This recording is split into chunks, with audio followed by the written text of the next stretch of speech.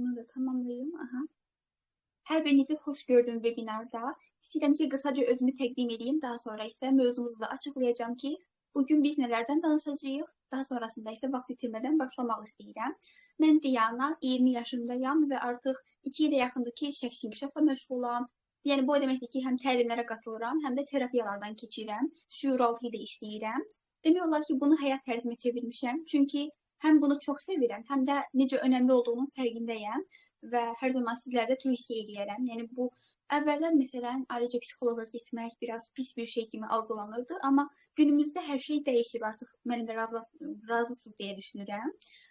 Ona görə də mən heç də çəkinmirəm bunları deməkdən, əksinə hər zaman təşviq eləmək istəyirəm sizlər bu mövzunu. Zaten özüm də şəxsi inkişaf koçuyam, yəni özüm də seanslar verirəm, təlimlərim də var. Hansı ki, siz də hər hansı bir yerdən başlaya bilərsiniz. Bu haqda da danışacağım. Yəni düşünürsünüzsə ki, bəs mən necə edeyim ki, şəxsi inkişafla məşğul olum, həyatımda bir şeyləri dəyişdirim, məqsədlərimə çatım, ya da bəlkə hansısa bir məsələlər var sizi yoran və istəyirsiniz ki, bunları həll edəsiniz. Bu haqda da sizə danışaram. Hətta varsa burada Reydə Plus yazın, mən bilim, görüm, ona uyğun şəkildə. Hətta sizin sorğularınıza əsasən də yön verərik daha sonrasında webinarımızda. Və bu şəkildə artıq 100-ə yaxın müştəri ilə çalışmışam, fərdi seanslarda daha çox da və təlim müştərilərim də var təbii ki. Onların da müxtəlif nəticələri var, hansı ki, davamlı sevə-sevə paylaşıram. Həm Instagram kanalımda, həm də Telegram kanalımda bunu rahatlıqla görə bilərsiniz. Neysə, gəlin baxaq görək bugün nədən danışacağıq. Keçən dəfəki webinarda bilirsiniz ki, mən Bakıya getməyimdən və orada bir hadisə yox da, yəni bir nümunə üzərindən çıxardığım nəticədən danışmışdım sizə. Onun timsalında bugün daha geniş bir şəkildə danışmaq istədiyim çox vacib bir mövzu var. Yəqin ki, eşitmişsiniz bu ifadəni, sürü psixologiyası, daha sonra kollektiv şüur. Bu və bunun kimi mövzulara toxunacağıq. Amma bu belə sıxıcı şəkildə deyil. Əksinə mən sizə real nümunələr üzərində, öz təcrübələrimdən və daha çox üzləşdiyimiz durumlar əsasında danışıb çox vacib bir məqama toxunmaq istəyirəm bunun timsalında. Yəni belə bir reallıq var ki, biz çoxlarımız, yəni 90% insan, məni izləyən siz, mən, yəni məndə belə bu özünü göstərir. Yəni hər şey şəffaf olsun. Bizim, yəni belə deyim də, zehniyyətimizdə, şuuraltımızda belə bir şey var ki, ətrafımızda gördüyümüz hər şey, məsələn, uşaqlıqda ailəmizdə necə bir həyat ssenarisi görmüşüksə, imkanlar necə idi, onların davranışı necə idi valideynlərimizin, yəni onlardan bizə hansı duyğular keçib, hansı inancları eşitmişik. Bunların hamısı bizə avtomatik olaraq keçir. Əsasən də bunu da deyim ki, 7-10 yaşa qədər biz ailəmizdə, uşaqlıqda nələr eşitmişiksə, bu bizim şuuraltımıza proqramlanır. Yəni daha çox indiyə qədər biz bunu travmalar kimi eşidirdik, amma mən bu ifadəni işlətməyəcəm, yəni çox da eşitməyəcəksiniz məndən. Gəlin tamamilə başqa yöndən baxaq bu məsələyə. Ki bu bizim üçün sıxıcı və yorucu bir proses kimi gəlməsin, ki zaten elə deyil. Yəni nəysə biz travma kimi yanaşanda, o söz, mən həmişə deyirəm ki, travma sözünü eşidəndə insan özü belə travma alır sanki, qəribə bir təəssürat verir insana. Ona görə də gəlin tamamilə fərqli bir şəkildə gözəl nümunələrlə gedək bugün, daha yaxşı anlamaq üçün. Yəni, uşaqlıqda 7-10 yaşımıza qədər valideynlərimizdən hansı duyğular görmüşüksə, hansı inanclar, necə bir həyat ssenarisi var idisə onların, pul necə qazanırdılar, münasibətləri necə idi. Bunların hamısı bizim şuuraltımıza avtomatik ötürülür. Sanki bir süngər kimi bütün bu duyğuları da birəyi oxuyacağım daha sonra. Yəni, süngər kimi sanki biz balaca yaşdan bunu çəkirik. Bütün o duyğuları, məsələn, deyək ki, təşvişli idilərsə bizim valideynlərimiz, davamlı qaça-qaç, xaos, belə şeylər görmüşüksə, mən məsələn belə bir ailədə böyümüşəm, bu bizim canımıza keçir, necə deyərlər. Mən biraz lori dillə danışmağı sevirəm. Bu şəkildə düşünürəm ki, sizə də rahat olur, mənə də rahat olur. Və yəni terminlər ya da nəsə rəsmi sözlərlə istifadə eləmək düşünürəm ki, daha sıxıcı gələr. Ona görə də indidən bunu qeyd edeyim. Və yəni necə bir ortam görmüşüksə, deyək ki, görmüşük ki, valideynlərimiz, deyək ki, atamız pulu əziyyətlə qazanır, çətinliklə qazanır, çox qazana bilmir. Bu da bizim şuuraltımıza tanış gələn bir ssenaridir. Yəni şuuraltımızın belə bir işləmə prinsipi var ki, uşaqlıqdan gördüyü hər bir durum, davranış, həmin o duyğular hamısı ona tanış gəlir. Çünki daha çox bunu görüb və ona tanış olan şey həm də güvənli gəlir. Məsələn, indi sizə məntiqli olmayan, amma reallıq olan bir şeydən danışmaq istəyirəm.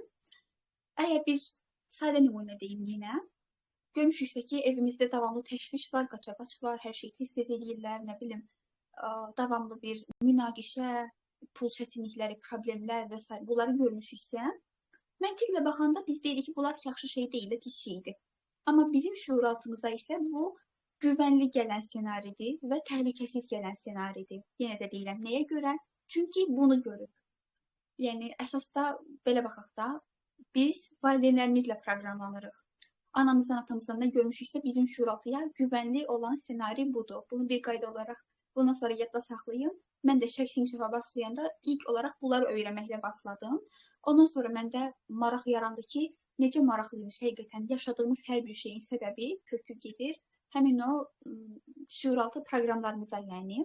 Amma mən burada sizə çox uzun-uzun danışmaq istəmirəm ki, valideyn nə elədi, ya da nə bilim uşaqlıqda nə yaşamışdıq, o travmanı almışdıq. Belə şeylər çox yorucudur. Mənə görə artıq çox da keçmir. Mən tamamilə fərqli baxış açısı gətirmək istəyirəm bu mövzulara. Sadəcə giriş olaraq, ilk fərqindəlik olaraq bunlara danışmaq istədim. Yəni, belə baxanda təşviş nə qədər yaxşı bir şey olmasa da, hətta sağlamlığımıza zərərli bir şeydir. Ya da ola bilər ki, deyək, görmüşük, valideynlərimiz aqressivdirlər, davamlı bizə qışqırırlar, nəsə edirlər. İndi baxırıq ki, bu yaxşı bir şey deyil də, belə deyirik, amma yenə də şuuraltıya bu tanış və güvənli gəlir, əgər uşaqlıqda bunu biz görmüşüksə.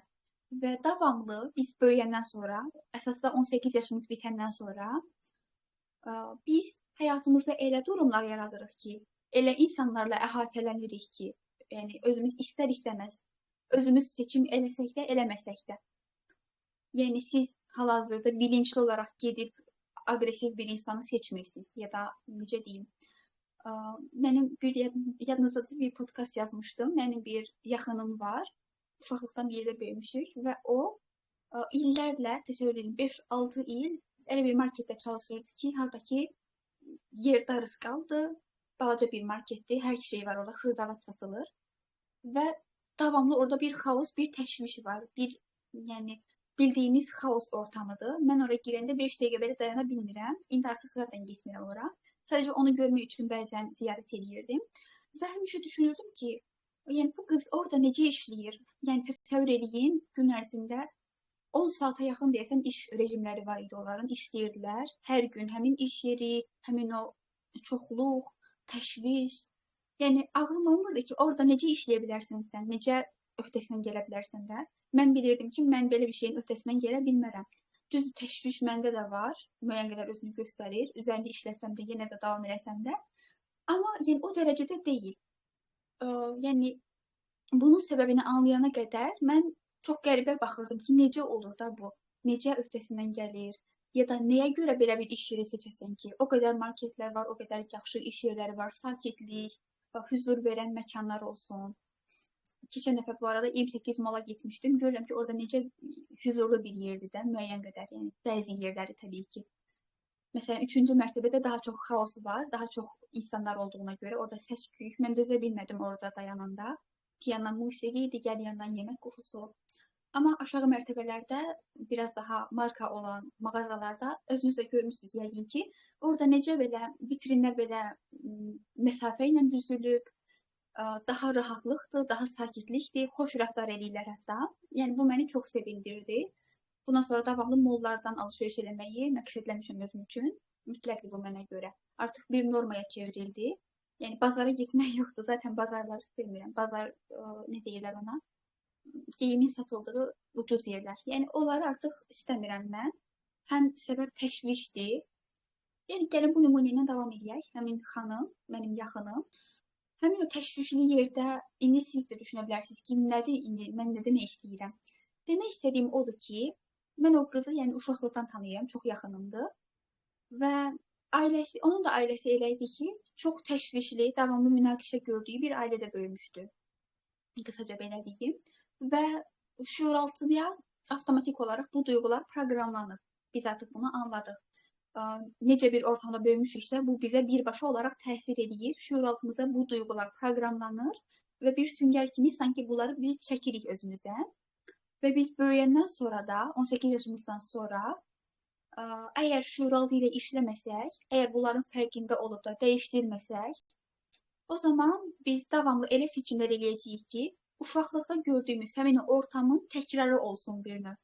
Yəni, gəlin də çox neytral baxaq. Həmin xanım uşaqlıqda təşvişli ortamda böyümüşdü. Bu ona proqramlandı şüuraltısına. Böyüyəndən sonra da elə alındı ki, mən onun işə düzəlmə prosesləri yadımdadır. Bizdə qaldığı dönəmdə müraciət etmişdi satıcı olaraq işləmək üçün. Və bir neçə yerə müraciət eləsə də çoxlarında qəbul olunmamışdı, bəzilərində yer qalmamışdı, belə bir durum yaranmışdı. Və elə alındı ki, həmin xanım məhz həmin mağazada, balaca butikdə işləməli oldu. Hansı ki, bayaq dediyim təşvişli yer. Nəyə görə? Çünki əslində yəni məsələ heç də kənar faktorlarda deyil. Burada yəni məsələ heç də hansısa mağazada deyil. Yəni burada söhbət əslində ondan getmir. Sizə tamamilə başqa bir şey göstərmək istəyirəm ki, bizim şüuraltımız necə işləyir və həyatımıza görün necə təsir edir. Yəni onun şüuraltısına tanış olan duyğuları yaşayacağı bir senariyə düşdü yenə. Və 6 il həmin mağazada çalışdı, bezmədən. Mən ondan bəzən də soruşurdum ki, sən orada necə dözürsən, necə işləyirsən? Mənim 5 dəqiqə belə rahat dayana bilmədiyim yerdə oradan nəsə bir şey almaq belə istəmirdim. Amma təsəvvür edin, o hər gün gedir həmin yerdə işləyir saatlarla, çoxluq, davamlı qarışıqlıq belə bir ortamda. Çünki onun şüuraltısına bu duyğular və bu senari daha güvənli və tanış gələn senaridir. Yəni, həmin xanım bilinçli olaraq bunu eləməyib. İndi soruşsa da məsələn deyər ki, niyə görə belə bir yerdə işləyəsən ki? Amma şüuraltı öz işini görür, tam da bu şəkildə. Düşünürəm ki, bu yaxşı bir nümunə oldu, aydın oldu. Sualınız yaransa soruşarsınız. Bir dəqiqə mən burada baxım. Bir rəy gəlmişdi. Bu cümlələr.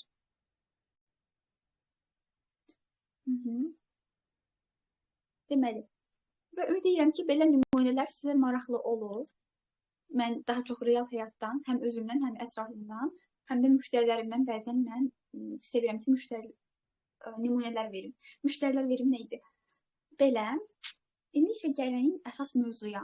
Bunu əsas anladıq, bu düsturu həmişə yadda saxlayın. Bizim şüuraltıya tanış olan bütün o duyğular və inanclar həm daha çox bunlara məruz qaldığımıza görə bizə tanış və güvənli gəlir və böyüyəndən sonra biz istəsək də, istəməsək də davamlı elə durumlar yaşayırıq ki, elə durumlar yaradırıq ki, eyni duyğuları təkrar-təkrar yaşayaq. Məsələn, bir dənə də nümunə verim, daha aydın olsun, daha geniş olsun. Tutaq ki, belə deyim. Başqa bir nümunə verim. Deyək ki, görmüşük ki, anamız ya da atamız, anamız, belə deyim, danışmaq istədiyim bir mövzu da var. Çoxlarımız, mən də düşünürəm ki, 90% izləyicilərimdən, yəni çoxunluğumuz görmüşük ki, anamız evdar xanımdır ya da işləsə belə, haradasa işləyirsə belə, qaydanda ev işlərini özü görürdü. Mən də belə görmüşəm, böyük ehtimalle çoxlarınız sizlər də belə görürsünüz ki, anamız ev işlərini özü görür, özü hər şeyin öhdəsindən gəlməyə çalışır. Yemək pişirir, təmizlik eləyir, bizə baxır və s. və s. kimi. Və çoxlarımız yəni görməmişik ki, anamız təmizlikçi tutsun ya da yeməyi aşpaz bişirsin, kimsə ona bu işlərdə kömək eləsin. Yəni ailə üzvü olmayan biri. Məsələn, kimsə ola bilər ki, siz görmüsünüz ki, nənəniz deyər ki, ən azı kömək eləyirdi ya da başqa bir şey. Söhbət bundan getmir, yəni. Tamamilə başqa nümunəyə baxaq. Amma daha çox bunları görmüşük biz filmlərdə. Filmlərdə görürük ki, seriallarda ya da türk seriallarında baxırıq ki, xanımlar özləri ev işləri görmürlər. Onlara kimsə kömək eləyir. Evi necəsə təmizləyir, yeməklərini bişirir. Və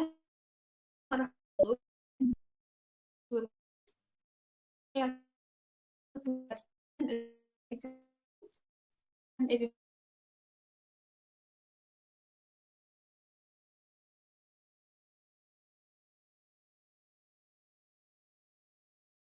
olun.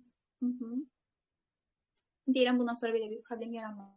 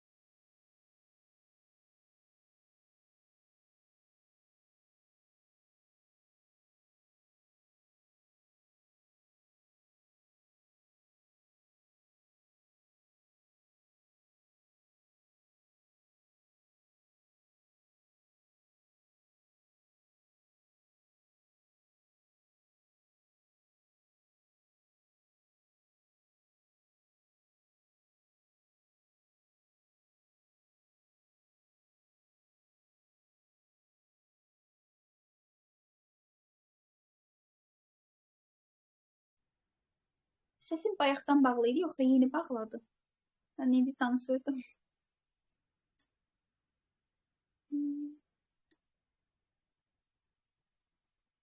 Bayaqdan. Tamam, başlayıram. Yaxşı ki, çox ötməyib. Çox sağ olun, təşəkkür edirəm. Sizin sayənizdə bunları yəni tez görüb öhdəsindən gəlirəm. Deməli, bayaq nə dedim? Çoxlarımız görmüşük ki, anamız evdar xanımdır. Yəni ev işlərini, yemək bişirməkdir, təmizlikdir, bunların hamısını özü eləyir, öhdəsindən gəlir bunların. Amma mən də belə görmüşəm. Amma mən məqsədləyirəm ki, mən istəyirəm ki, gələcəkdə mən ailə həyatı qurduqda da evdar xanım olmağı düşünmürəm. Yəni mən özümü elə görmürəm. Mənə daha xoş gələr ki, bu işləri bunun bir peşəkarı görsün. Yəni yemək bişirməyi sevən biri, bir aşpaz ola bilər. Yəni bunu sevə-sevə eləyən biri. Zaten bilirsiniz, bəlkə məni dinləyən kimsə də var ki, yemək bişirərək pul qazanır. Bunu çox sevə-sevə eləyir. Enerji ayırmağa həvəsi var yemək bişirməyə ya da təmizlik eləməyə. Hətta neçə-neçə təmizlik şirkətləri var ya da yəni nəsə də bu işlə məşğul olan insanlar fakt olaraq var hər yerdə. İnternetdə hal-hazırda sosial şəbəkələrdə yəni özünü elan edən insanlardan belə görə bilərsiniz. Yəni kimsə əgər varsa ki, bu işi sevə-sevə görür, yəni yemək bişirməyə marağı var. Amma əgər mənim marağım yoxdursa, mən bundan biraz vaxt itkisi kimi baxıramsa, ya da təmizlik eləməyə həvəsim yoxdursa, nəyə görə də mən bunu pul verərək daha da onunla əvəzləməyim ki? Bu haqda mən həmişə düşünürdüm və artıq məqsədləmişəm ki, mən bu şəkildə eləyəcəm. Gələcəkdə mən özüm yemək bişirmək ürəyim istəyəndə bəlkə bişirərəm, amma əsasən istəyirəm ki, bir aşpaz bunun öhdəsindən gəlsin, təmizliyi də həmçinin bunun bir mütəxəssisi eləsin. Yəni pul verib qarşılığında onun xidmətini almağı düşünürəm. Amma məsələ burasındadır ki, əgər mən bunu eləyərkən sırf bu mövzunu işləməsəm, o zaman alınmayacaq. Çünki mən uşaqlıqda bunu görməmişəm ki, kimsə bizim evdə iş görsün. Yəni anama kimsə kömək elədiyini görməmişəm. Bu mənim şuuraltıma tanış olmayan ssenaridir, güvənli gəlməyən ssenaridir. Yəni mən bugün sabah desəm ki, mən artıq təmizlikçi tuturam, bu birdən-birə alınmayacaq. Bu biraz təəccübləndirə bilər sizi, amma həqiqətən şuuraltımız belə işləyir. Tam da bu səbəbləndir ki, biz özlərimizə davamlı işləməyimiz lazımdır. Sırf bu mövzuda nümunə kimi deyirəm, amma bu digər mövzulara da aiddir. Deyək ki, lap olsun pul mövzusu. Görmüşüksə ki, atamız pulu əziyyətlə qazanır. Biz nə qədər rahat bir işə hətta başlasaq da, düz rahat iş yoxdur yəni. Biraz daha az əziyyət tələb edən bir işlə məşğul olsaq belə, deyək ki, onlayn işləsək belə, yenə də elə alınır ki, biz əziyyət çəkirik. Çünki uşaqlıqdan valideynlərimizdən bunu görmüşdük. Ta ki, bunun fərqinə varıb, şuuraltıda bunu dəyişdirənə qədər. Məsələn, mən hələ ki, bunun seansını almamışam, təmizlikçi mövzusunda. Çünki hələ ki, hal-hazırda bunu eləməyi, yəni hal-hazırda bu il üçün planlamıram. Daha sonra, məsələn, gələn il ola bilər. Vaxtı gələndə bunu eləyəcəm, yəni sadəcə olaraq nəzərimdədir. Ən azından bilirəm ki, nə eləməyim lazımdır. Bu mövzunu necə işləmək lazımdır. Mən yəni şuuraltıda bu şəkildə proqramlayacağam ki, ola bilər ananın seçimi bu idi. Ana hər şeyi özü eləmək istəyirdi. Ev işlərinin öhdəsindən gəlirdi, yeməyi özü bişirirdi, təmizliyi özü eləyirdi. Ola bilər bu onun seçimidir. Amma mən fərqli bir seçim eləmək istəyirəm. Mən istəyirəm ki, mən yox, başqa biri görsün mənim üçün bu işləri və bu mənə olar. Bizdə şuuraltı ilə işləmək deyərkən tam da bunu nəzərdə tuturam.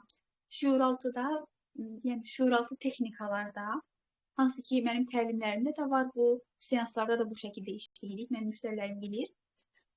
Və şuuraltı texnikalar bu şəkildə gedir. Yəni valideynimizin seçimini öncəliklə qəbul edirik. Yəni ki, o belə istəyirdi də, onun seçimi bu idi. Amma mən fərqli olmağını istəyirəm. Nə ona protest eləmirəm, nə də ona sadiq qalmaq üçün onun elədiyini təkrarlamıram. Amma əgər mən bunun üzərində işləməsəm, yəni deyək ki, ürəyim istəmir də ev işlərini görmək. Amma deyək ki, pula simicilik eləyib deyirəm ki, yox əşi, niyə o xidmətə pul verim ki, ondan sonra pul mənim cibimdə qalsın, amma sevməyə yemək bişirim. Bilirəm ki, bu mənim istədiyim bir şey deyil, bu mənim vaxt itkisi kimi gördüyüm bir şeydir. O zaman mən özümə xəyanət eləmiş olaram. Halbuki ən yaxşısı odur ki, Əgər belə bir məqsədi olan varsa, xanımlar daha çox da məni izləyir. O zaman sizi çağırıram bunun üzərində işləməyə. Çətin bir şey deyil, sadəcə olaraq bunun düzgün üsulunu biləndən sonra siz özünüzə icazə verə biləcəksiniz ki, siz də ananızdan fərqli seçim eləyəsiniz. Ya da uşaqlıqda görmüsünüz ki, pul əziyyətlə qazanılır, pul problemləri çoxdur, çətinlikli, sıxıntıdır, ya pul saxlamaq olmur, ya məsələn bu mövzu bizdə də aktual idi. Pul saxlamırdıq. Davamlı hər ay xərcləyirdik. Necə deyirlər, ehtiyat saxlamırdıq, dar günü saxlamırdıq. Və mən də gördüm ki, mən də saxlamıram. Böyüyəndən sonra gördüm ki, pul qazanıram, amma saxlamıram. Orada aydınlandım ki, sən demə valideynimin sxemlərini təkrarlayıram, bunu kopyalayıram. Bunu dayandırmaq üçün də bu mövzunu işlədim şuuraltı texnika ilə və özümə icazə verdim. Ondan sonra başladım, yəni bunu tətbiq eləməyə. Tam da bu şəkildə. İndi ən əsas nümunələrdən sizə danışdım. İstəyirəm əsas bizim bugünkü xüsusi mövzumuza keçək. Yəni sizə burada mən kollektiv şuur necə işləyir bunu donub. Görəsən nəyə görə axı burada? Yəni hal-hazırda səsim gəlmir. Görüntü də yoxdur, yoxsa necə?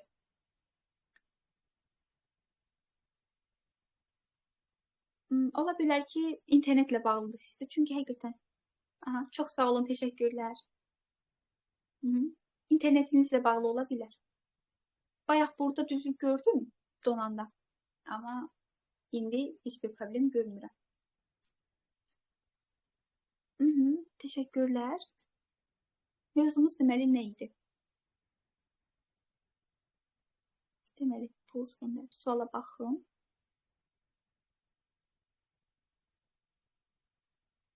Bəli, bəli. Eynən. Belə bir sual gəlir ki, burada səsli oxuyum. Diana xanım, pul sxemlərini ailəmizdən kopyalayırıq, yəni bizdən gəlir, amma bizə gəlir, amma tez gedir. Bu həm kopyalamaqla bağlı ola bilər. Ya da ola bilər ki, siz pulla bağlı başqa bir problem yaşayırsınız. Bəlkə də heç bunu ailənizdən görməmisiniz.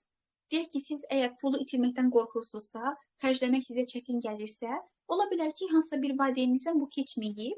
İndi soruşsam ki, valideyninizdə var idi, deyəcəksiniz ki, yoxdur. Ola bilər. Məsələn, bu mənim də valideynlərimdə görmədiyim bir şeydir. Bu, mənim daxilimdəki itirmə qorxusunun göstəricisi idi. Yəni, bizdə əgər daxilimizdə əsasda valideynlərimizi, anamızı, atamızı itirmə qorxusu yaşamışıqsa uşaqlıqda, o zaman pula da bunu proyeksiya edirik və pulu da davamlı itirməkdən qorxuruq deyə xərcləyə bilmirik, ya saxlayırıq, ya nəsə də. Yəni, bu şəkildə pul əlimizdə qalmır, ya da pul itiririk. Əgər bu göstəricilər sizdə varsa, bu əslində onu göstərir ki, pulu itirmə qorxusu daxilinizdə var və bunu işləmək mümkündür.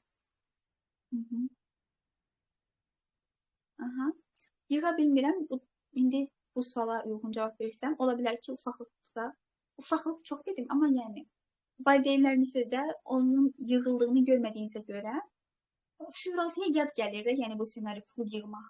Çünki öyrəşmədiyi bir ssenaridir. Sadəcə şuuraltı seanslarla bunu yerinə oturtmağımız mümkündür ki, bu da güvənlidir, sən narahat olma. Bir şey də deyim, indi dediklərimi, bayaqki nümunədən olsun, indiki nümunədən olsun, biz bunu bundan sonra mən belə eləyəcəm deməklə dəyişmək olmur. İndi siz dediniz ki, yox, bundan sonra mən valideynlərim kimi olmayacam. Sadəcə belə deməklə olmur. Şuuraltı ilə düzgün şəkildə işləməyimiz lazımdır, yəni bunu. Çünki bir zərər verə bilər. Valideynim kimi olmayacam demək tamamilə başqa bir şeydir. Onun seçimini qəbul edib öz yolumuzu seçmək isə tamamilə başqa bir şeydir. Bu, yəni, önəmli bir mövzudur. Mən düşünürəm, ondan ayrıca danışaram. Bu şeylərə.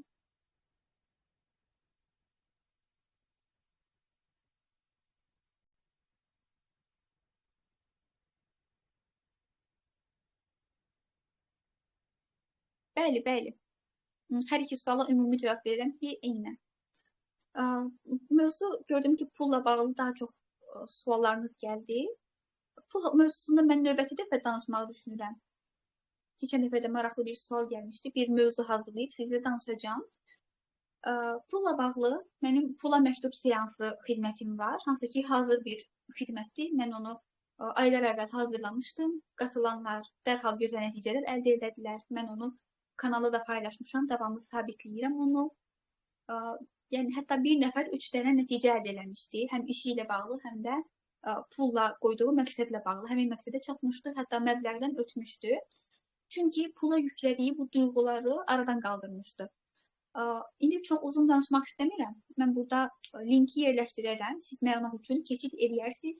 Sualınız olanda da orada xüsusi bölümə yerləşdirmişəm. Məndən soruşa bilərsiniz, cavablayacağam həmin xidmətlə bağlı. Və belə gəlin əsas mövzumuza keçək indi.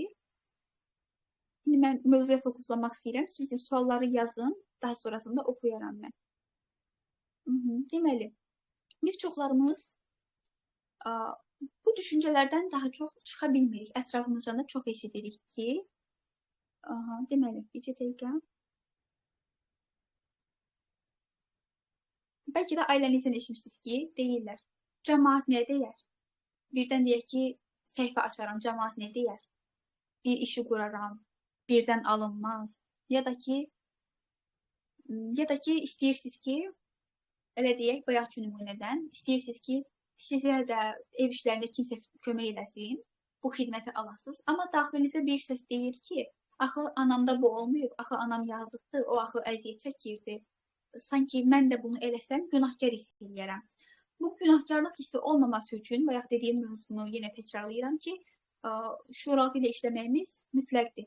Yoxsa, əgər şuuraltı ilə işləmədən biz birdən-birə bu seçimləri eləsək, o zaman günahkarlıq duyğusuna düşürük. Və bu bizim çox enerjimizi aparan bir şeydir. Və çoxlarımız cəmaət nə deyər düşüncəsini çox eşitmişik. Daxilimizdə də bir yerlərdə davamlı səslənir bu səs. Və bu bizi limitləyən bir səsdir sanki. Limitləyən bir düşüncədir. Çünki, gəlin, tarixi mən sevmirəm əslində. Məktəbdə də etiraf edirəm ki, tarixi oxumurdum, sevmirdim. İndi də marağım yoxdur. Hətta tarixi filmləri belə izləmirəm, o dərəcədə, yəni heç sevmirəm, amma sadəcə bizim yaradılışımızdan bir nümunə verəcəm ki, biz, bəlkə siz oxumuşsunuz ola bilər, hətta ChatGPT-dən soruşun, çox yaxşı nümunəsini verəcək bunun, amma ehtiyac yoxdur əslində, yəni. Biz kollektiv şəkildə, davamlı qruplar şəklində yaşayırdıq, yəni bizim əcdadlarımız, ilk insanlar, yəni o dövrdən bəri hər biri qruplaşmalar şəklində yaşayırdılar. İndicə ki, biz ailələrlə yaşayırıq, valideynlərimizlə, həyat yoldaşlarımız və s. Eyni şəkildə o vaxtdan da bu belə idi ki, kollektiv şəkildə qruplaşmalarla yaşayırdılar. Bir yerdə ova gedirdilər və s. kimi. Və kim ki orada həmin o ailədən deyək də, kollektiv şuur, həmin o qruplaşmadan, daha doğrusu kollektiv şuur başqa şeydir. Həmin o qrupdan kim ki ayrılırdı, kim ki deyirdi ki, yox, mən deyək ki, başqa yerdə yaşayacağım, nə bilim, özüm tək ov eləyəcəm. Onları, kim ki yəni oradan ayrılırdı, onu ya dışlayırdılar, ya da öldürürdülər, ya da pis bir şey başına gəlirdi. Yəni bunu eşitmiş, oxumuş olarsınız. Yəni reallıqlardan biri budur. Tarixdə belə bir şey var. Bizim şuuraltımıza proqramlanan bir şey var. Ona görə də biz əgər topluluqdan fərqli bir seçim eləsək, çoxluqdan tamamilə fərqli bir düşüncəyə sahib olsaq, deyək ki də, indi sizə real nümunələr də verəcəm, çox sadə nümunələr verəcəm, daha aydın olacaq. Bu mövzudan danışmağı ümumiyyətlə mən çox sevirəm, ona görə geniş-geniş hazırlamışam sizə bu mövzunu. Yəni, o vaxtdan da belə bizə proqramlanıb ki, əgər həmin o qruplaşmadan kənara çıxsam, o zaman başıma pis bir şey gələcək, ya dışlanacam, ya öldürüləcəm və onlardan fərqli seçim eləmək bərabərdir ölüm. Bu şəkildə bizim şuuraltımıza proqramlanıb. Yəni, bu baza bir qorxudur. Məhv olma qorxusu, rədd edilmə qorxusu. Bu haqda mən ayrıca belə danışmaq düşünürüm. Çünki bu qorxu daxilimizdə o qədər yüksək faizdə yer alır ki, bizim həyatımızda bir çox sferalara əngəl olur. Addım atmağımıza, hətta sərhəd qoymağımıza, istədiyimiz sadə bir şey belə eləməyimizə mane olan bir qorxudur. Bundan ayrıca danışarıq, amma gəlin birinci bunun fərqinə varaq ki, tam da buna görədir ki, bəzən mənə sual gəlir ki, mən Instagram səhifəsi açmaq istəyirəm, amma qorxuram. birdən ailəm danlayar məni, gənc xanımlar daha çox belə yazmışdı. Ya da nə bilim qohumlarım pis bir rəy yazarlar, istəmirəm. Ya da ola bilər ki, tamamilə fərqli bir mövzu ilə bağlı seans işləyirik. Xanım daha xoşbəxt, daha huzurlu bir münasibət yaşamaq istəyir. Və başqa bir nümunəyə də baxaq ki, bir nəfər deyək ki, bəy istəyir ki, qazancını daha çox artırsın, biznesində irəliləyiş yaşasın, amma nəyə görə eləyə bilmir? Çünki uşaqlıqda bunun əksini görmüşdü valideynlərindən və əgər valideynlərindən fərqli seçim eləsə, ondan daha çox qazansa, ondan daha huzurlu, daha xoşbəxt bir münasibəti olsa, avtomatik özünü daxilə günahkar hiss eləyəcək. Bunun fərqində olanlar gəlirlər birbaşa günahkarlıq duyğusunu işləyirlər zaten. Fərqində olmayanda da yenə də bir seansda mən ona açıqlayıram ki, səbəb nədir? Səbəb odur ki, sən əgər ondan fərqli seçim eləsən, daxilində bu günahkarlıq hissi yaranacaq. Çünki həmin o kollektiv şuurdan gəlir də, bayaq da dediyim. Çünki sanki mən onlara xəyanət eləmiş olacağam. Onlar fərqli yaşayırdılar, mən isə tamamilə fərqli bir şey eləmiş olacağam. Nə qədər yaxşı bir şey olsa belə bu. Yəni baxırıq, çox pul qazanmaq yaxşı bir şeydir də. Eyni şəkildə xoşbəxt bir münasibət qurmaq, səyahət eləmək olsun, ya nə bilim, bol-bol alış-veriş eləmək olsun, kim nəyi məqsədləyirsə, ya da maşın almaq olsun. Amma valideynlərimizdə görmədiyimiz bir şeyi eləmək bizdə daha çətin alınır. Ta ki bunu şüuraltı ilə işləyənə qədər. Və gəlin növbəti hissəyə də keçək. Bunun timsalında sizə daha dərin bir hissədən danışmaq istəyirəm. Yəni, bu bizdə formalaşdığına görə çoxlarımız, bəzi insanlar fərqindədirlər bunun, bəzi insanlar isə fərqində deyirlər. Amma ola bilər, bundan sonra zaten siz fərqinə varacaqsınız. Bu webinarın əsas məqsədi zaten budur. Ona da deyim ki, bugün danışacaqlarım və danışdıqlarım çoxu təbii ki, yəni şuuraltı ilə işləyəndən sonra fərqinə vardım, daha yaxşı anladım, daha yaxşı çözdüm, bunları dəyişməyə başladım. Amma daha çoxu bu düşüncə fərqindəliyi, yəni məndə əslində uşaqlıqdan bəri var idi. Daha çox da anamla birlikdə bu mövzulardan danışırdıq, müzakirə edirdik, televizorda izlədiklərimizdən, verilişlərdən, seriallardan. Ona görə məndə müəyyən qədər formalaşmışdı. Sadəcə bununla daha da təkmilləşdirdim və özümə borc bildim ki, sizinlə də bunları bölüşməliyəm. Çünki həqiqətən bunun fərqində olmaq xeyirlidir. İndi deyəcəklərimi daha yaxşı dərk edən insanlar əmin ola bilərsiniz ki, daha doğrusu bir addım öndə olurlar. Deməli, buradan elə yazdıqlarımdan oxuyun. Çoxlarımız nə eşitmişik? Məsələn, mən də yeniyetməlik vaxtlarımda, məktəbi yeni bitirən vaxtlarda, məktəbi bitirmə dönəmlərində görürdüm ki, sinif yoldaşlarım məsələn, ali təhsil almağa hazırlaşır, universitetə qəbul olsun, imtahan versin, hazırlığa getməkləri və s. 90% məktəbdə, yəni 90% bununla məşğul idi. Mən isə bilirdim ki, mən bunu istəmirəm. Mən istəyirdim ki, tamamilə fərqli bir sahədə olum. Hansı işlə məşğul olacağımı bilmirdim. O zaman potensialımı kəşf eləməmişdim. Bu, məni çox düşündürən suallardan biri idi. Bilirəm, çoxlarınız da bu mövzu ilə də maraqlanırsınız ki, potensialımı kəşf edeyim, sevdiyim işlə məşğul olum, bilmirəm hansı sahəyə gedim. Bundan da ayrıca danışarıq, izləmədə qalın. Hər biri haqqında danışmağı düşünürəm ayrı-ayrı webinarlarda ki, sizlərdə faydalı olsun. Həm də mən çox sevirəm bu haqda danışmağı. Sırf öz təcrübələrimə əsaslandığına görə həm də. Yəni, çoxumuz eşitmişik ki, valideynlərimiz deyirlər ya da sinif yoldaşlarımız deyirlər ki, hətta demirlər, yəni hamımız görür ki, hamı gedir universitetdə təhsil alır. Hazırlığa gedir, imtahan verir, hansısa ixtisasa qəbul olur, diplom alır. İndi baxır kim hansı sahədə çalışıb, diplomunu istifadə edə bilir, yoxsa yox, bu başqa mövzudur.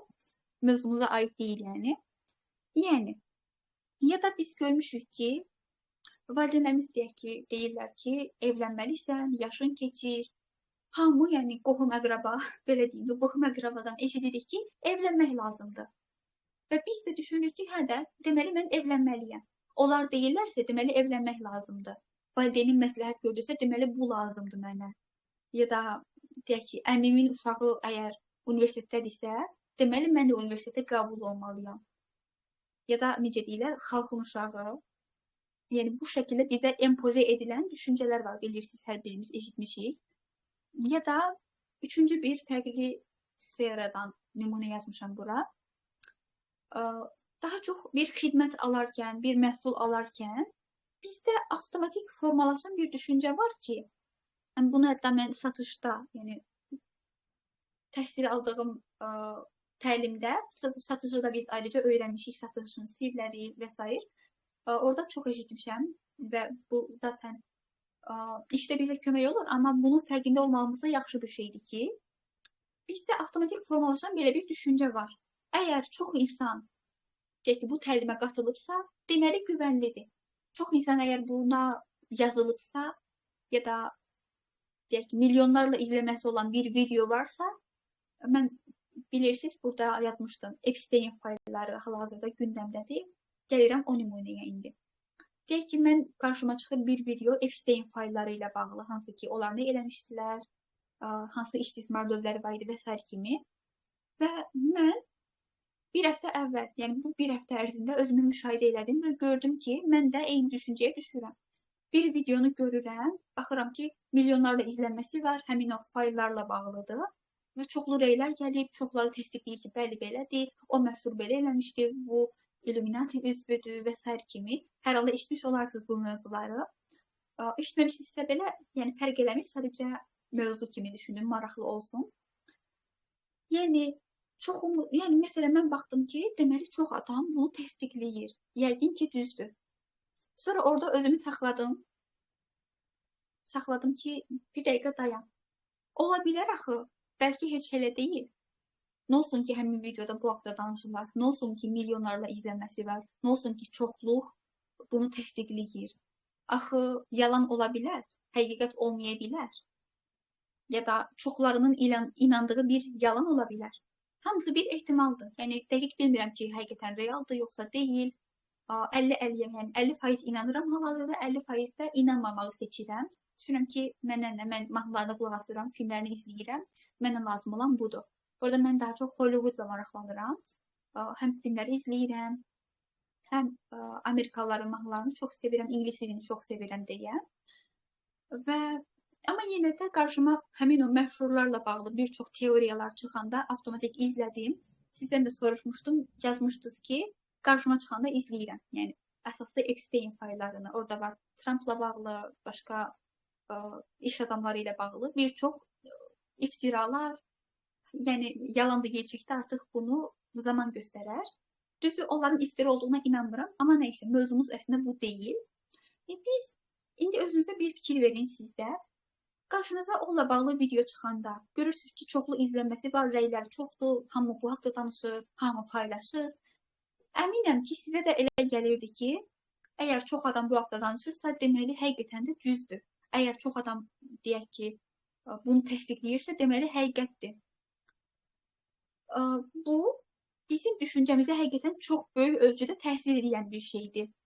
Yenə də deyirəm, burada mövzumuz nə həmin fayllar da deyil, nə həmin məşhurlarla bağlı deyil, nə eləyib, nə eləməyibsə, bunu artıq zamanla ümid edirəm ki, ədalət yerini tapar, bu öz yerində. Amma bir misal kimi bunu demək istədim ki, bilirəm, izləyicilərimdə də bununla maraqlanan insanlar var. Həm də özümə də maraqlıdır deyə. Yəni, sadəcə olaraq məsələ budur ki, adicə bir... Bəli, həqiqətən psixologiyamıza da çox təsir edir. Mən 2 gün, bundan qabaqki gün, bilmirəm, Instagramda izləyənlər gördü. 2 gün mən paylaşım eləmədim, hələ bugün qayıtdım Instagrama. Dünən də biraz onların təsirindəydim. Biraz da ona görə enerjim çox bugünkü kimi deyildi. Ona görə istədim ki, bugünə keçirim webinarı. Bugün onlarla bağlı heç bir şeye baxmamışam. Enerjim yerindədir. Enerjimi verməmişəm, yəni belə mövzulara. Yəni, məsələ budur ki, əgər çox insan bu təlimə qoşulubsa, deməli güvənlidir. Əgər çox adam bunu paylaşırsa, deməli həqiqətdir. Əgər valideynim deyirsə ki, evlənmək lazımdır, deməli evlənmək lazımdır. Əgər qohum dediysə ki, ali təhsil almaq lazımdır, deməli bu məsləhətdir. Ya da əgər görürəmsə ki, sinif yoldaşlarımın hamısı getdilər, ali təhsil aldılar, deməli mən də bunu eləməliyəm. Biz bu düşüncə ilə yaşayırıq hal-hazırda. Bu, reallığımızın bir parçasıdır. Gəlin bunu qəbul eləyək, bunun fərqinə varaq. Amma bundan sonra bunu dəyişmək zamanıdır. Gəlin indi özüm nələr eləmişəm bu mövzuda, onlardan danışım. Mən etiraf edirəm ki, ali təhsil almamışam. Bundan sonra da ali təhsil almaq, universitetdə oxumaq bir məqsədim, fikrim yoxdur. Amma təbii ki, təlimlərə qatılıram davamlı. 5000 manatdan çox yatırım eləmişəm biliklərimə. Bu öz yerində. Yəni hər biri də mənim üçün faydalı, sizlər üçün faydalı. Coachluq təhsildir, satışdır, marketinqdir, Instagramdır və yəni bir çox mövzularda yəni bir yox, bir neçə təlimlərə qatılmışam. Davamlı inkişaf elətdirirəm özümü. Çoxlu terapiyalardan keçirəm. Həm açıq seanslarda iştirak edirəm, yəni açıq sessiyalar. Hansı ki, bu da o deməkdir ki, başqa müştərilərlə coachların seans proseslərini izləyirik və oradan təcrübə toplayırıq. Bu yöndən həm təcrübə, həm bilik baxımından zəngin olduğumu düşünürəm. Yəni öyrəndiklərimin yetərli olduğunu düşünürəm hal-hazırda. Ən azından bu illik.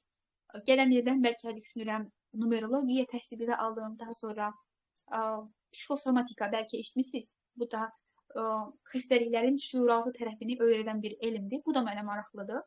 Tiplər çox maraqlı deyildi. Məsələn, valideynlərim deyirlər ki, ya deyək ki, tiplə məşğul ol, tip fakültəsinə deyə də bilmədim. Tip fakültəsinə qabil ol. Qəbul ol. Özürlü sayın. Tip fakültəsinə qəbul ol deyirdilər, ya da müəllim ol deyirdilər. Yəni burada müəllim olaraq işləməyimin perspektivləri çox idi hal-hazırda yaşadığım yerdə. Amma mən gəlin burada əsas qırılma nöqtəsinə baxaq da. Mən özümü tanıyırdım. Bilirdim ki, mən bunu istəmirəm. Mənə heç biri də maraqlı deyil. Nə universitet həyatı maraqlı deyil, nə tip maraqlı deyil, nə müəllimlik, nə də başqa bir şey maraqlı deyil. Mənə psixologiya biraz daha maraqlı gəlirdi, diyetologiya, sağlam həyat tərzi, bunlarla həmişə maraqlanırdım. Və hansı işlə məşğul olacağım bilmirdim, amma bir o var idi ki, mənim üçün mütləq mən sevdiyim işlə məşğul olmalıyam. Maaşlı işdə işləmək mənlik deyil, satıcı olmaq mənlik deyil, başqa bir şey mənlik deyil. Onları bilirdim. Buna görə də baxmayaraq ki, qohum-əqrəba, ailəm, hamı deyirdi ki, sən ali təhsil almalısan, məcburiyyət yox idi, onu da deyim. Yəni valideynlərim heç vaxt məcbur eləməyiblər. Sadəcə tövsiyə kimi deyirlər ki, bunu eləsən yaxşı olar.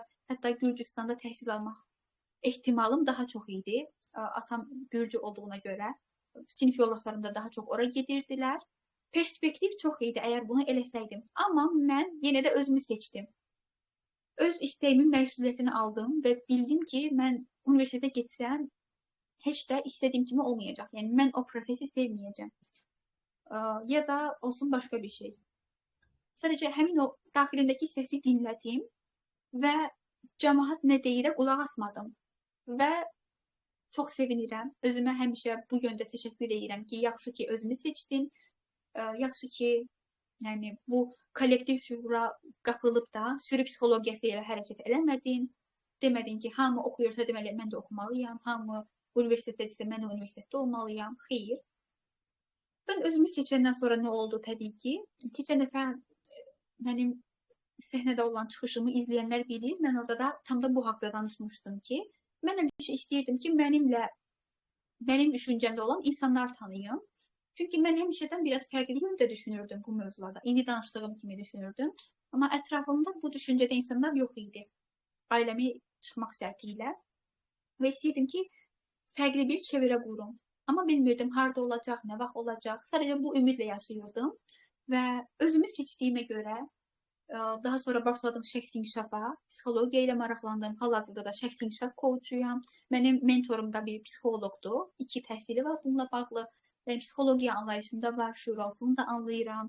Bir müştəriyə necə nəticə verəcəyimin sxemlərini, bir çox üsulunu bilirəm. Bir A nöqtəsindən B nöqtəsinə necə apara bilərəm, bunları da öyrənmişəm. Və bu iş mənə həqiqətən zövq verir. Hal-hazırda bir film izləmək əvəzinə sizinlə danışmaq mənə daha da xoşdur. Yəni buna görə də. Amma bir çoxlarımız bunu eləyə bilmirik. Bunu eləmək cəsarətini özümüzə tapa bilmirik. Bəlkə də məni dinləyərək bilirsiniz ki, kəşfi mən də eləyərdim ya da mən də çox istəyirəm ki, öz istəyimin arxasıca gedim. Hətta ola bilər siz universitetdə oxumaq istəyirsiniz. Mən burada heç nəyin qarşısında deyiləm. Yəni universitet təhsili almaq istəyənə uğurlar ya da maaşlı işləmək istəyənə də uğurlar. Hər kəsin öz seçimi var. Hər kəsin öz dəyərləri var təbii ki. Sadəcə mənim təbiətimə uyğun deyildi ona görə. Və bilirdim ki, bu mənə əziyyətli gələcək. mənim üçün önəmli olan sevdiyim işlə məşğul olmaq idi. Bu şəkildə bilirdim ki, həm özümə, həm də başqalarına daha faydalı olacaq. Amma siz, deyək ki, fərqli bir mövzu olsun hətta. Siz bir mövzuda öz istəyinizi dilə gətirmək və bunun arxasınca getmək istəyirsinizsə, məsələn, bir xanımla işləyirik, artıq öz həyatını qurmaq istəyir, valideynlərindən ayrı yaşamaq istəyir. Bu mənim də məqsədimdir bu arada. Bunun üçün siz əgər qorxsaz və düşünsəz ki, yox, məsələn, mənim xalam uşaqları hələ də ailəsi ilə yaşayır. Nə bilim, əmim uşağı evlənib hələ də valideynləri ilə yerdə qalır. Bu kollektiv şuur əgər sizi saxlasa, o zaman məqsədinizə çata bilməyəcəksiniz. Gəlin sizə açıq şəkildə deyim. Amma əgər siz bu istəyinizi həqiqətən istəyirsinizsə, bunun məsuliyyətini almağa müəyyən qədər olsa da hazırsınızsa, o zaman sadəcə olaraq eləməyiniz lazım olan şey bunun üzərinə düşmək və şuuraltı ilə bunu işləməkdir. Hansı ki, biz həmin xanımlarda şuuraltı seanslar aparırıq. Birinci valideynlə asılılıq mövzusunu işləyirik, daha sonrasında yəni hər yöndən işləyirik. Burada çox uzatmaq istəmirəm, amma yəni buradan bilinir ki, həmin xanım həqiqətən bunu istəyir. İstədiyi üçün də məsuliyyət alır və gəlir özlərində işləməyə. İnşallah nəticəsini də bu il ərzində paylaşarıq. Səbirsizlənirəm bunun üçün də. Eyni şəkildə mən də bu istəyim üçün başlamışam özlərimdə işləməyə, həm maddi mənəvi olaraq.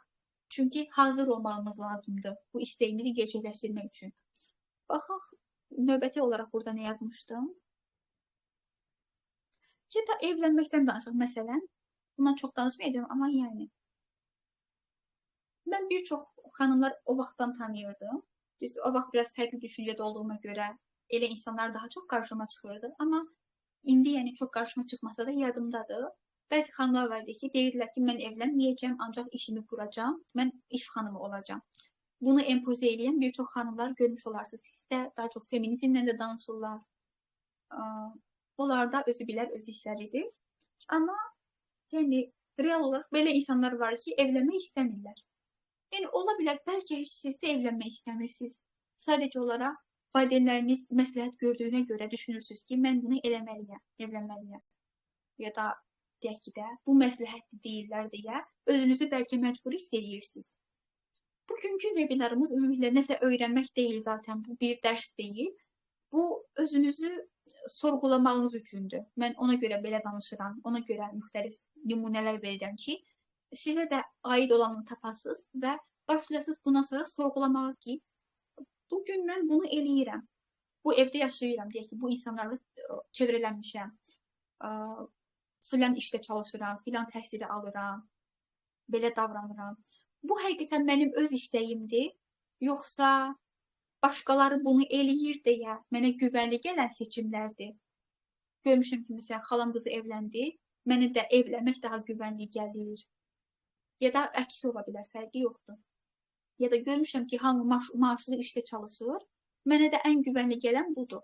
Halbuki, əslində, əgər özünüzü dinləsəz, bəlkə də görəcəksiniz ki, siz maaşlı işləməyə uyğun biri deyilsiniz. Sizin təbiətinizə ziddir. Necə ki, mən gördüm özümdə. Mən bilirəm ki, həqiqətən mən onun öhdəsindən gələ bilmərəm. Ofisdə işləmək, ya da satıcı olsun, ya başqa bir şey olsun, bildiyim bir ixtisas olsa belə, ya xəstəxana olsun, ya məktəb olsun, özümü orada görmürəm. Bilirəm ki, mənlik deyil. Mən özümü görürəm bu işdə. Hal-hazırda sizinlə onlayn şəkildə. Ürəyim istəyən zamanda canlı yayım aça bilirəm, podkastlar yazıram, həmin o enerji gələndə, həmin o ideyalar gələndə sizin sürəm, xidmətlər hazırlayıram, planlı şəkildə sizə onları təqdim edirəm, satış aparıram. Yəni bu şəkildə səhifə idarə edirəm. Bilirəm ki, bunlar mənim sevdiyim şeydir və bu mənə zövq verir, sizə də faydalı olur. Çünki zamanında mən özümü dinlədim və cavab tapdım ki, maaşlı işləmək mənlik deyil. Universitet mənlik deyil. Ya da nə deyim başqa? Yəni belə. Sizdə də ola bilər ki, heç bəlkə hal-hazırdakı işləmək istədiyiniz iş, daha doğrusu işlədiyiniz iş bəlkə də heç sizin xoşunuza gəlmir. Hətta sizə belə bir sual vereyim.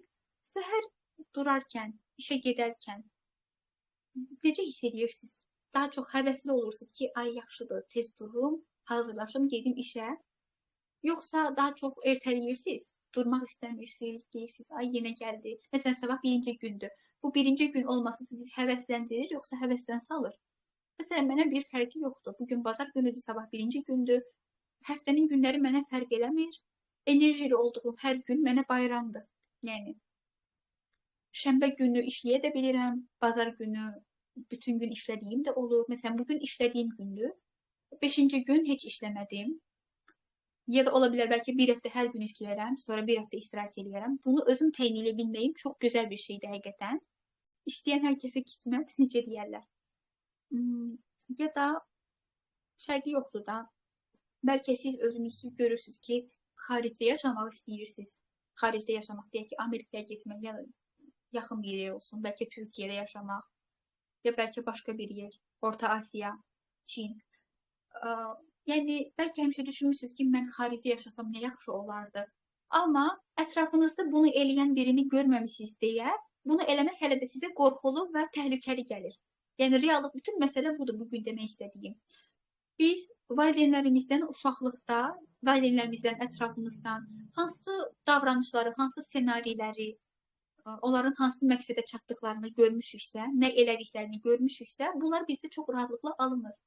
Məsələn, çoxlarımızın valideyni zaten maaşlı işdə çalışırdı, muzlu işdə çalışırdı. Biz hal-hazırda girsək maaşlı işdə çalışmağa, bu daha rahat alınacaq, nəinki öz biznesimizi qurmaq.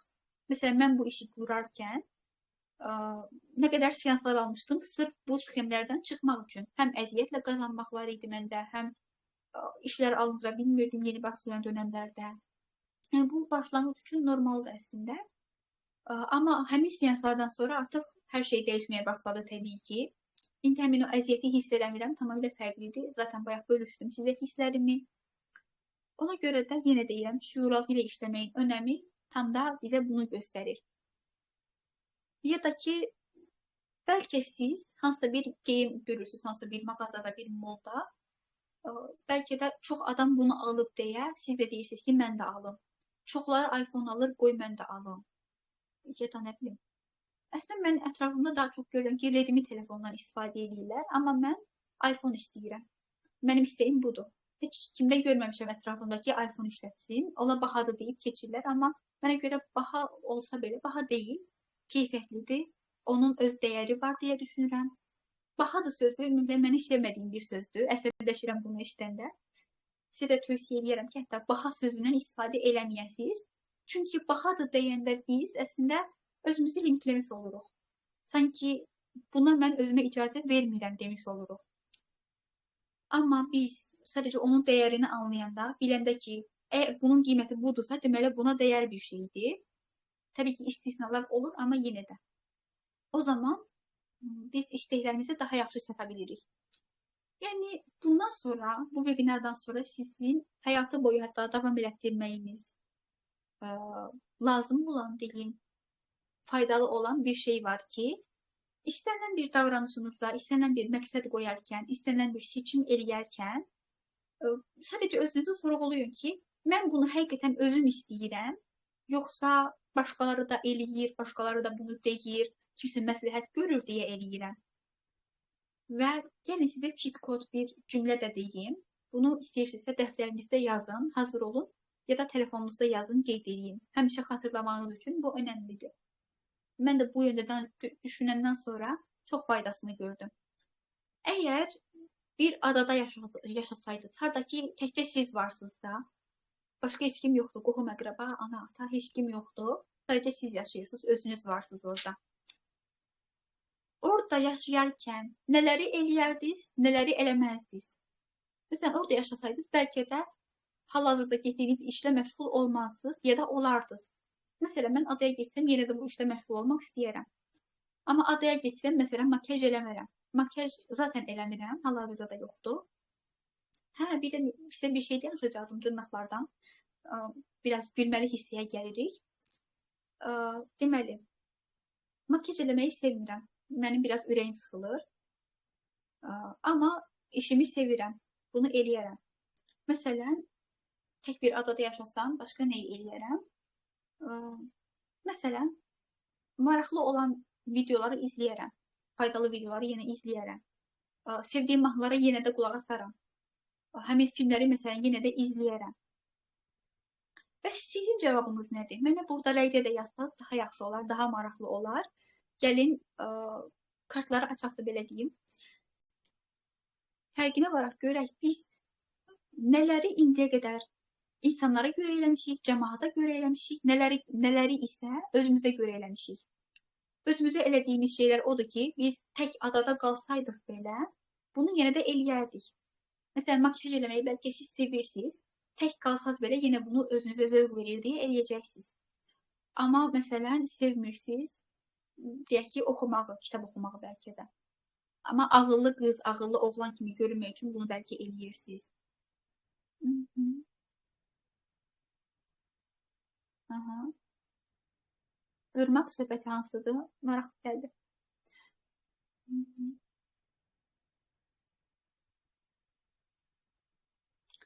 Və bugün dediklərimin hamısı mən ümumiyyətlə metodologiyamı bu şəkildə irələtməyi düşünürəm. Həmişə sizə bu yöndən daha çox nümunələr verəcəm ki, bizi nələr limitləyirsə, onlardan danışacağam. İlk başlanğıcı zaten bugün elədik. Bütün bu kollektiv şuur bizə yəni çoxluq eləyirsə, mən də bunu eləməliyəm. Əgər çox insan bunu eləyirsə, deməli güvənlidir.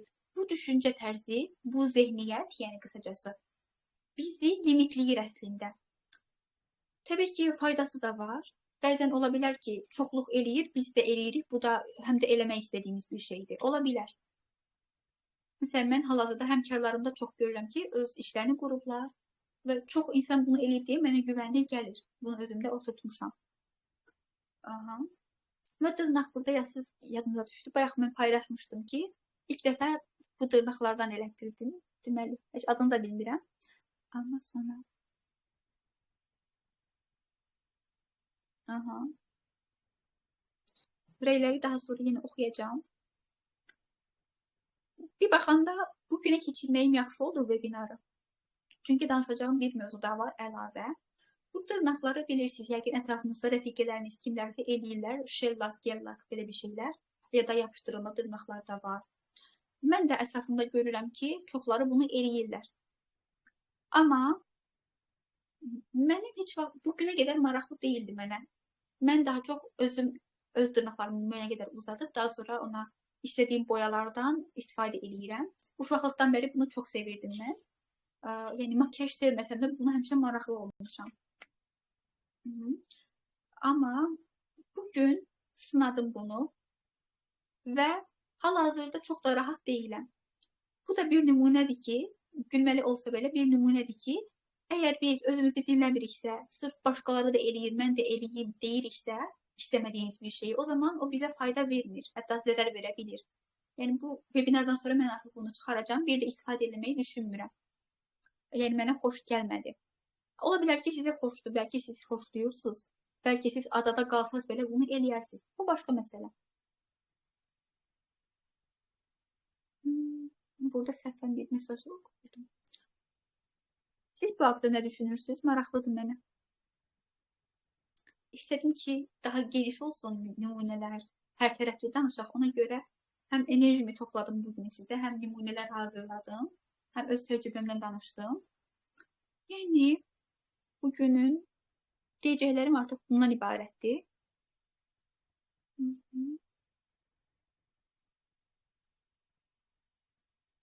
Və gəlin filmdən, musiqidən də danışaq hətta. Əgər çoxluq, bir dənə məndə, mən ümumiyyətlə özümü tərifləmirəm. Sadəcə olaraq, yəni danışan burada mənəm, yenə də nümunə məndən olsun. Bu arada bugün nə qədər nümunə sözünü istifadə eləmişəm. Çox oldu. Deməli, mən həm iş seçimində, həm təhsil alarkən, həm başqa nə deyim sizə? Yəni, bayaq dediyim məqsədim olsun, Bakıda yaşamaq istəyim olsun. Bunların hamısı mənim ətrafımda, yaxınlarımda heç birindən görmədiyim bir şeydir. Mən özümü dinləyərək tapmışam ki, mən bunu istəyirəm, mənə bu maraqlıdır, bu mənim məqsədimdir, bu mənə həvəs verir, bu mənə enerji verir. Baxmayaraq ki, yəni, ətrafımda bunun nümunələri yox idi, mən bunu bilirəm ki, necəsə yaradacağım, yaratdıqlarım da var zaten və bundan sonra da bu şəkildə davam edəcəm. Sizə bunun düsturunu zaten verdim. Tətbiq edən həqiqətən də başlayacaq öz məqsədlərinə çatmağa. Amma kim ki davam eləmək istəyir ki, yenə də cəmaət nə deyər düşüncəsilə yaşasın, yenə də anası məsləhət verir, ancaq ona əməl eləsin, ya da istəmədiyi ixtisasda oxusun, sevmədiyi işdə çalışmağa davam eləsin, isteklərini kənara qoysun. Təbii ki, bu da sizin öz seçiminizdir, özünüz bilərsiniz. Amma əgər dəyişmək istəyirsinizsə, istədiyiniz həyat təbii ki, sizi gözləyir. Hətta belə bir cümlə oxumuşdum bu yaxınlarda. Oxumuşdum, yox, eşitmişdim. Bunu həmişə yadda saxlayacağam. Bir dəfə deyəcəm, yadınızda saxlayın siz də. Biz əslində arzularımızı seçmirik. Arzularımız bizi seçir. Sırf biz onları gerçəkləşdirək deyə. Məsələn, mən arzulayıram ki, Bakıda yaşayım, öz həyatımı orada qurum. Bu arzu məni seçib ki, mən onu gerçəkləşdirim. Sizin də arzunuz nədirsə, o sizi seçib ki, siz onu gerçəkləşdirəsiniz. Bunu heç vaxt unutmayın. İstəyirəm ki, bu sizə stimul versin ki, öz məqsədlərinizin arxasıca gedəsiniz və həmin o həyatı yaşayasınız. Çünki heç bir limit yoxdur əslində. Nə ananız mane deyil, nə atanız mane deyil, nə mən deyiləm, nə bilim, qonşu deyil, nə həyat yoldaşınız deyil. Heç nə maniyə deyil sizə. Ola bilər gözünüzə belə görünür. Deyək ki, kimsə qadağa qoyur, kimsə nəyisə məcbur eləyir, ya pul yoxdur, ya nədir. Bunlar görünən səbəblərdir, amma məsələ həmişə bizim daxilimizdədir. Yəni, biz daxilimizdə özümüzü necəsə limitləyiriksə, o zaman qarşımıza bu kimi maneələr çıxmağa başlayır. Ya nəsə alınmır, ya kimsə nəsə deyir, xətrimizə dəyir, ya kimsə qadağa qoyur, ya məcbur hiss edirik nəyəsə, ya addım atmırıq, ya ertəliyirik, ya disiplinli ola bilmirik. Dünən bir seans işləyirdim, sırf disiplinlə bağlı mövzular idi. Yəni, belə, çöl faktorları ona görə də kənara qoymaq lazımdır. Öz daxilimizə dönmək lazımdır ki, biz hansı məqamlarda özümüzü limitləyirik, hansı durumlarda özümüzü qısıtlayırıq, mənə olmaz deyirik ki, qarşımızda da belə durumlar çıxır ki, sanki fürsətlər çıxmır da qarşımıza bunu gerçəkləşdirmək üçün. Məsələn, keçən dəfə səhnədə çıxış eləməyə, əgər mən hazır olmasaydım, bunun məsuliyyətini almasaydım, 1000 dənə səbəb çıxa bilərdi. Ya məsələn, razı olmazlar orada mənim danışmağıma, ya bəlkə heç səhnəyə çıxmazdım. Məsələn, əlimə verərdilər də sertifikatı. Atıram sadəcə. Belə bir şey olmayacaqdı, amma yəni. 1000 dənə problem yarana bilərdi. Mikrofon sönərdi, ya nə bilim, özümü itirərdim. Amma mən həmin anda bir impuls gəldi ki, mən bunu eləmək istəyirəm. Həmin o enerji ilə hərəkətə keçdim, qorxularımın üzərinə getdim və çox da yaxşı getdi deyə düşünürəm. İlk dəfə üçün pis deyildi, yəni. Sadəcə olaraq mən çıxışdan sonra yadıma düşdü ki, mən başqa bir şey deyəcəkdim. Ora getməyim, necə bu stimulu tapdım, bu haqda danışacaqdım. Sadəcə onu unutdum. Amma eybi yox, sizinlə danışmış oldum, daha sonra paylaşdım. Deməli, belə lazımmış deyə düşünürəm. İndi burada sizin suallarınızı da oxuyum. Məsələn, kitab alarkən belə bestseller kitabları alırıq ki, çox insan əgər oxuyubsa, yəqin ki, yaxşı kitabdır. Düzü, əslində satışdır, kitabdır, musiqidir, sənətdir. Bu kimi mövzularda biraz yeri var. Mən sadəcə nümunə kimi göstərdim bunları. Yəni, həqiqətən də mən baxıram, dinlədiyim musiqilərin çoxu çox populyar mahnılardır. Çoxlarımızın eşitdiyi ya da eşitmədiyi fərq yoxdur. Baxırsan ki, çoxu daha populyar olanlardır. Daha populyar olanları mən daha çox sevirəm. Amma az sevilib də sevdiklərim var. Bu da öz yerində. Yəni, bu biraz həqiqətən təsir eləyir. Yəni, çoxluğun zövqü yaxşı olur, məsələn. Amma yenə də əmmalar və istisnalar var. Ona görə bunu ayırt eləməyimiz də vacibdir. Sualınız varsa yazın, mən cavablayım. Yoxdursa da artıq yavaş-yavaş sonlandıraq.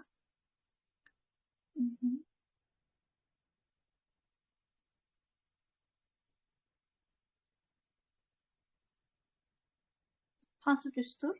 Hə, düstur bu idi ki, birinci mən sizə sual verdim. Gəlin bir dəfə təkrarlayayım, çünki bu ən vacib hissələrdən biridir. Tətbiq eləməyinizi tövsiyə elədiyim.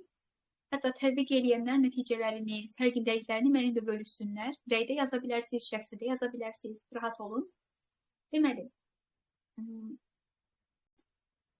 əgər bir adada yaşasaydınız, bircə dəqiqə, qayd olunur mu baxın? Aha.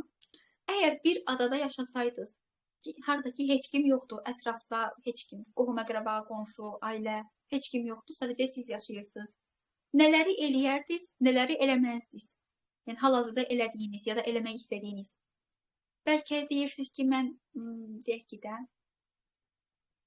məsələn, deyirsiniz ki, mən evdar xanım olacağam, ailə həyatı qurandan sonra, amma əslində əgər adada yaşasanız bunu eləmək istəməzdiniz. Ya da olsun, məsələn, deyək ki də, hansısa bir sahədə çalışmaq. Ya da ola bilər ki, əksinə, fərqinə varacaqsınız ki, əgər tək qalsaydınız, heç kim sizə mane olmasaydı, belə deyək, bu şeyi eləyərdiniz. Bu haqda düşünün, yəni, düstur bu idi, daha doğrusu düsturdan əvvəlki sual bu idi. Düstur isə budur ki, bunun cavabını tapandan sonra, bugün deyək ki, bu sualı düşündünüz, tapdınız ki, mən əslində bunu eləmək istəmirəm, sırf başqa insanların fikirlərini düşünərək ya da onlardan çoxluğunun bunu elədiyini görmüşəm deyə bunu eləyirəm. Amma məndən olsa eləməzdim. Bunun fərqinə varandan sonra bunu dayandırmaq üçün ya özünüz dayandıra bilərsiniz bunu eləməyi, ya da biraz çətin bir şeydirsə, o zaman bunu aşmaq üçün, qorxularınızı aşmaq üçün seansa gələ bilərsiniz ki, bunu işləyək, aradan qalxsın. Çünki yenə dediyim, qorxudan danışmışkən, bayaqda dediyim kimi bizdə bazı bir qorxu var, rədd edilmə qorxusu və ölüm qorxusu. Yəni bunları biraz əlaqələndirmək mümkündür. Sırf bu qorxu daxilimizdə hər birimizdə var. Sadəcə faiz fərqi var. Kimdəsə çoxdur, kimdəsə azdır. Sırf bu qorxu bizə imkan vermir ki, istədiyimiz şeyləri eləyək, istəmədiyimiz şeyləri isə eləməyək. Bu qədər bəsit. Artıq sizdə bir duyğu formalaşırsa, məni dinləyərkən bir şeylər hiss edədinizsə, özünüzü müəyyən qədər gördünüzsə, o zaman sizi düstur soruşursunuz. Düstur budur ki, şüuraltı ilə işləməyə başlayın. Seanslar alın, təlimlərə qatılın. Hal-hazırda buna uyğun, məsələn, məndə yüksəliş proqramı var, hansı ki, orada günahkarlıq duyğusunu aşaraq, yəni valideyninizin eləmədiyi bir şeyi eləmək istəyirsinizsə, ilk olaraq günah duyğusunu aşmağınız lazımdır ki, bu gerçəkləşəndə özünüzü daxildə günahkar hiss eləməyəsiniz. Bayaqda dediyim kimi. Və bu şəkildə digər mövzularda dediyim, düstur özlərində işləməkdir, şuuraltıda bunları aşmaqdır. Bu qədər. Bugün demək olar ki, çox daha maraqlı keçdi. Yəni, getdikcə daha da maraqlı keçməyə başlayır bizim webinarlarımız. Bu məni çox sevindirir. Növbəti webinarımızda bir-iki gün ərzində düşünürəm ki, növbəti webinar olar. Mövzusu da pul olsun istəyirsinizsə, ya da başqa bir mövzu. İki mövzu düşünmüşəm. Biri puldur, biri də başqa bir şeydir. Baxarıq gedişata və belə. Əslində, keçən dəfə də demişdim ki, puldan danışacağım, amma bu mövzu daha aktual olduğuna görə istədim bunu danışım. Və son olaraq mən həm insanları müşahidə eləyərək, həm televizorda olsun, müştərilərim olsun, özüm, ətrafım, müşahidə eləyib görmüşəm ki, hətta bugünün ən önəmli mesajlarından biri də budur ki, ətrafımda həmişə nə görürəm və nə müşahidə eləyib, hansı nəticəyə gəlmişəm, bununla danışmaq istəyirəm sizə. Bizim ən böyük məsələmiz, ən böyük problemimiz bilirsiniz nədir? Heç nəyi sorğulamamaq. Sorğulamadan yaşayırıq. Valideynimizdən hansısa inanc keçib, biz də onu təkrarlaya yaşayırıq. Məsələn, pul əl çizgidir. Heç fərqində belə deyilik. Bəlkə də hər gün siz o sözü istifadə edirsiniz. Fərqində belə deyilsiniz. Çünki sorğulamamışsınız. Heç sorğulamamışsınız ki, mən ümumiyyətlə bunu niyə istifadə edirəm, niyə bunu dedim ki, niyə belə davrandım? Yəni, bu sadəcə inanca yox, çox şeyə aiddir. Ya da məsələn, hətta o vaxt bir yerdə görmüşdüm, bir nəfər yazmışdı ki, mən deyir, anam deyir, həmişə bizə şiddət göstərirdi. Biraz ağır nümunədə, amma yenə də. Amma mən hal-hazırda övladıma şiddət göstərmək istəmirəm, amma eləyirəm, deyir. İstər-istəməz bu məndə belə alınır. Bu da o deməkdir ki, yenə də mən deyənə gəlirik ki, şuuraltı öz sözünü deyir. Şuuraltı bunu özünü kopyalayır. Gördüyü şeyi təkrarlayır. Ta ki bunu dəyişdirənə qədər. Hətta həmin xanım yadımdadır, sonradan seans almışdı, dəyişdirmişdi, bunu dayandırmışdı artıq. Deməli belə. Ona görə də bundan sonra sizə son olaraq bunu demək istəyirəm ki, elədiyiniz, düşündüyünüz, məqsədlədiyiniz hər bir şeyi ilk öncə sorğulayın ki, mən bunu nəyə görə istədim? Hal-hazırda bunu nəyə görə eləyirəm? Niyə belə düşünürəm? Niyə belə davranıram? Bu çox önəmlidir və həyatınızın sonuna qədər sizə həmişə xeyir verəcək bir şeydir. Və bunu deyərək sonlandırıram. Hər birinizə çox təşəkkür edirəm. Çox dəyərli həqiqətən sizinlə söhbətimiz, belə rahat gedən vebinarlarımız daha da davamlı olması diləyilə, daha çox sayımızın artması diləyilə. Hətta əgər ürəyinizdən gəlirsə, kanalın linkini əsasınızla da paylaşa bilərsiniz ki, daha çox insana çataq, daha çox insana faydalı olaq və daha çox nəticələr əldə edək təbii ki. Hər birinizə uğurlar, çox sağ olun, təşəkkürlər.